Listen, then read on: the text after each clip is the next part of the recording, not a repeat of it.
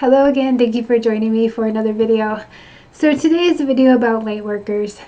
So when I got on, social media, Facebook, started a blog back in, I guess it was 2016, 2015, about 10 years ago, the word lightworker suddenly became pretty popular towards the end of that decade.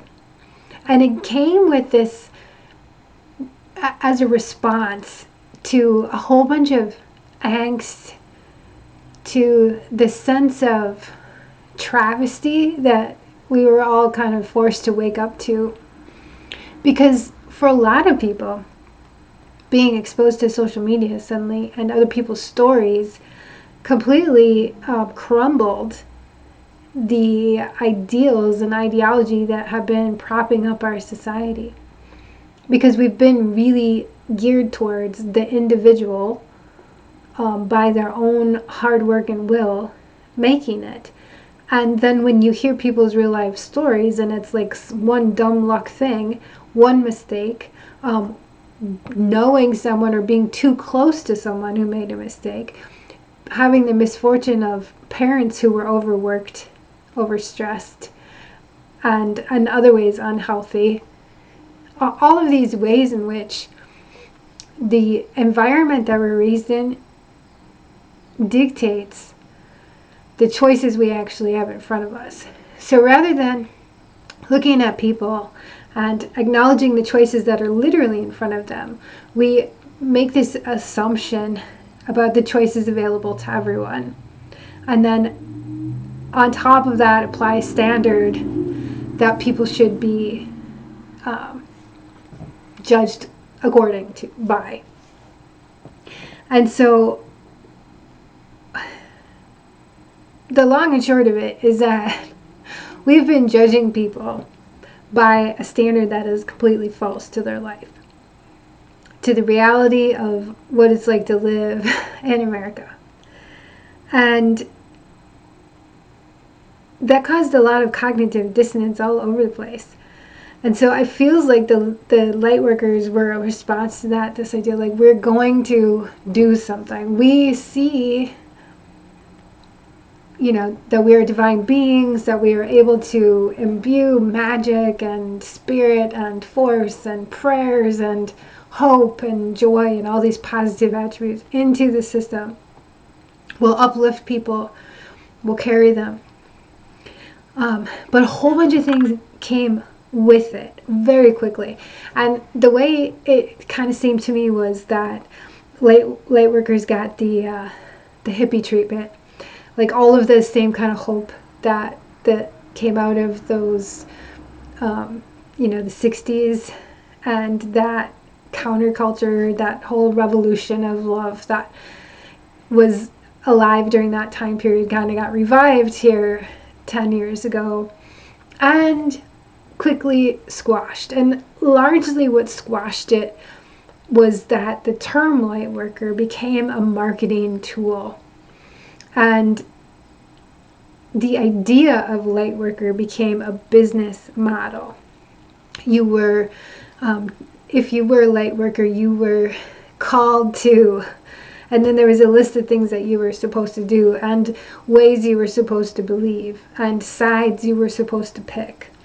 And all of that getting thrown on top of this response to people's literal suffering was just so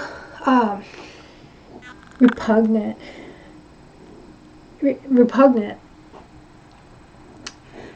And things have spiraled quite a bit since then. And there's still that push and drive, like, oh, we just need to just be that much more positive. I see the same thing coming back around, up to including the white buffalo getting born. That happened 10 years ago. It happened again. It's a miracle. So that was the sign we all needed. All of these signs that people are looking for in order to have enough faith to be change makers in a system that really needs people to be standing the gap for each other, and holding space for the vast sea of suffering that is occurring, due to economic pressures and health pressures and isolation.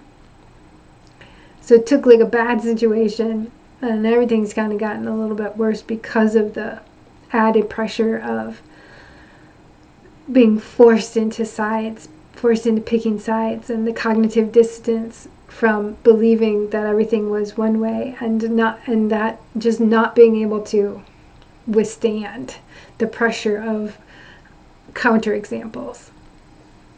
I know a lot of people who are like, I used to be liberal and now I'm Republican. I used to be Republican and now I'm liberal, whatever. They switch in sides pretty easily because whatever they were comfortable in is no longer comfortable anymore, because those beliefs have been challenged by other people's opinions and thoughts. And that's the good thing that happened, is that we were exposed to so many other thoughts and ideas. The bad thing is that there is no cohesion, there's no direction, there's no community. What I see is a lot of people covering their own ass and creating bureaucracy and rules and more rules and denial of facts and ignoring the obvious. And what I had always hoped that light workers would be are people that would, hold the light, hold the faith, hold a vision for something better. And that doesn't, holding the vision and holding the light does not carry with it an entrance fee, like you give me money and then I will show you the vision of the future. And that's what the light workers turned into on too many times. Like I just checked out of the whole thing, because the whole thing, and I checked out of it, I wrote a memoir about my homeless experience. I was college educated, met lots of other college educated people out there. And rather than meeting a group of spiritually minded people who wanted to hear what I had firsthand account, as if I had traveled to a foreign land and came back with firsthand information. But the theme at that time was, don't talk about anything negative. We need to shut out all negative information in order for us to vibrate positively enough to manifest new earth. Like, we can't think about anything besides this positive influx of new earth. And so for me, it was like, I spent my whole life waiting for the opportunity to make things better for people that were suffering.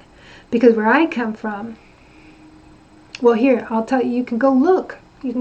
Tommy G just did a couple documentaries in Minneapolis, 2 of them. And it reminded me really clearly of what my motivation has been. People who didn't get a shot at the American dream in the way that people assume everybody has a shot at the American dream. And when it happens when people are so young, it's an annoying, frustrating thing to witness, coupled with people's cluelessness about things. I think people are still clueless. It's just the thing that's happening. People are just clueless about reality. Just, yeah. I signed up for this webinar that was offered for free from a woman who was calling herself a light worker, expressing that she was offering this for light workers. And what it was she offered the webinar for free, but then once you signed up for the webinar, then she tried to upsell you to this other TikTok business thing, which was like $1,200 or something ridiculous like that. And the only thing I could think was like, man, the word needs to die now, because it's just a marketing tool, and it carries no real vibration of the truth of what many of us are called to do. And what many of us are called to do is actually help people who are suffering. The things that would have been really awesome is, mutual aid groups, support groups on the same lines as, AA and NA for empaths, for PTSD, for people in isolation, for psychics who are confused about what they are experiencing, highly sensitive people, and all of these kinds of things that need to be happening in real life and not just in online spaces, because there's so much manipulation happening in online spaces. It's just like saturated with vultures seeking out the desperate, and just this storm of really hurting people that are being offered solutions that aren't going to change anything. Spending $1,200 to learn how to post on TikTok when you can ask any 12-year-old how to do it and they will tell you, because they all know how to do it. This is just like robbery under the label Lightworker. And yes, some people need like encouragement and coaching and that sort of like boost your morale type of vibe. But this is what it felt like to me. It felt like selling water to people on the edge of a drought. A drought is coming, and you're selling the illusion of like, this is how you bottle water so you can sell water. But a drought is coming, so they won't be able to sell that water no matter how much money they give you. That's what it had the vibe of to me. Because what is happening is a spiritual drought. And the more this spiritual drought grows, the more chaos doesn't have the buffer and the little instinct and the little intuitions and the little guides and the little nudges that exist in the ethers and in our collective space. And a lot of people who got into Lightworker groups and information also got sucked into kind of stepping outside of their comfort zone spiritually, and tricked in a lot of ways into like, I'll go to a retreat, I will heal myself of everything in a weekend, and I'll come back this mastermind who's gonna like just really just light up the stage, light up the world, right? And it just got really egotistical and narcissistic, and meanwhile people are like deeply suffering. So a chance to grow spiritually from doing like karmic yoga, like doing good in the world, it's vast. There are so many places to go volunteer right now.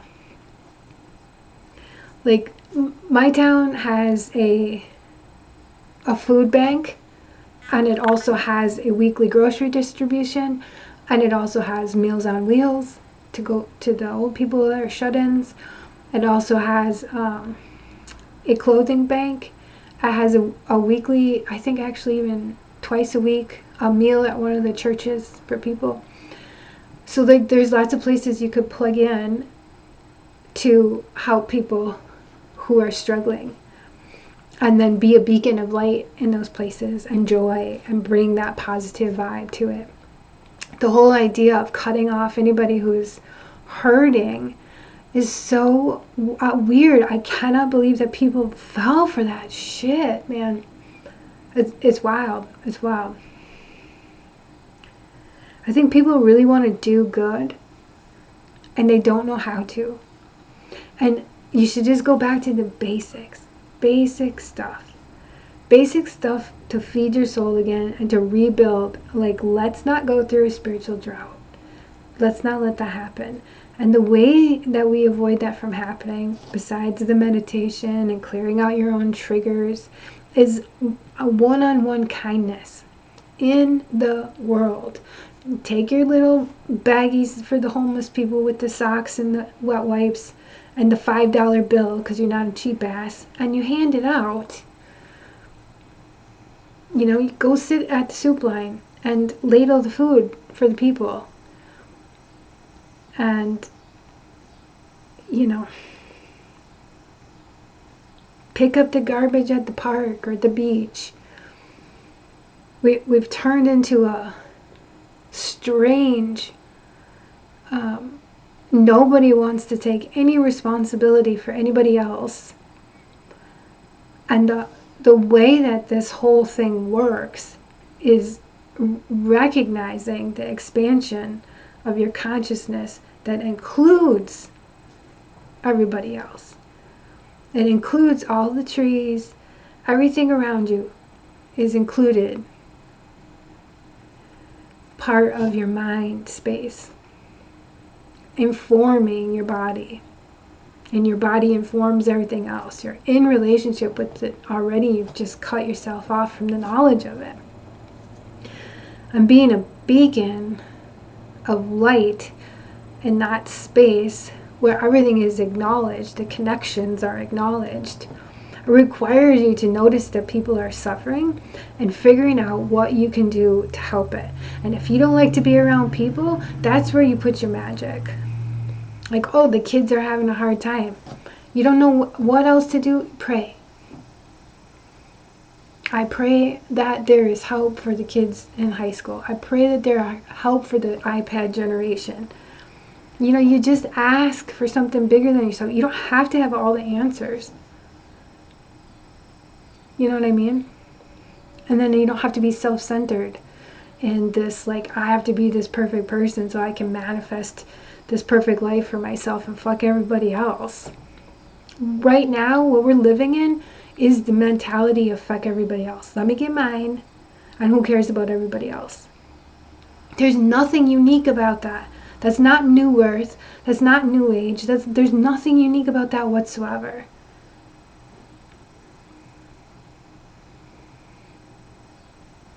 Working together despite these conditions of separation, finding unique ways to shine light on each other's gifts, talents, strengths, and celebrating in that and having fun. Everything costs $1 million right now. We have to find ways to be in each other's presence that doesn't cost so much money. And one of that is, like, stop giving people $1,200 so you can figure out how to press record on your phone and upload something to TikTok. Nobody knows how those algorithms work, not even the people who make them. If you tune into spirit, honestly, spirit will tell you what to say. And if you haven't done that, then don't say that you're doing it based on, I'm a light worker, I got shit to say. If you are, then the light's going to tell you what to say. You know what I mean? Those are just my thoughts right now. I needed to just talk. I just needed to talk. I had to get that out somehow. I hope I was illuminating for somebody. Hope you are well. Till next time. Take care.